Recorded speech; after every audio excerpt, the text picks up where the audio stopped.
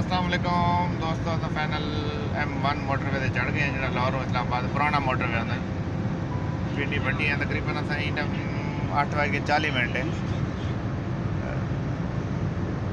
3 घंटे पहुंचे जो 6 घंटे का सफ़र होंदा ही कहीं दौर है जिस टाइम मोटरवे कोई ना होंदा ही उस टाइम 6 घंटे लगते हैं क्योंकि पिंडी भट्टियाँ तो अस आके मोटरवे से चढ़ते हैं। अगर मुल्तानों आऊँ तो हूँ ही टाइम अस पहुंचे 3 घंटे मानते वैसे पे ई साइड से बड़ा माहौल है।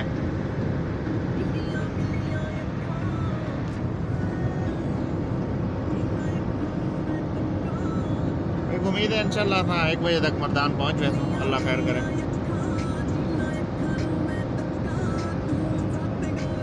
पीछे तब्दीली सरकार ही बैठी है तो मैं दिखा रहा हूँ। ये तब्दीली सरकारी का नाम रखा है हमें।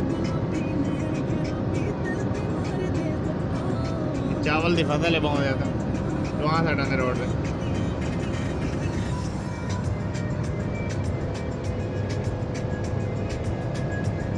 थोड़ी देर तक अस रुक सो चाह पानी करे तो अपने वास्ते।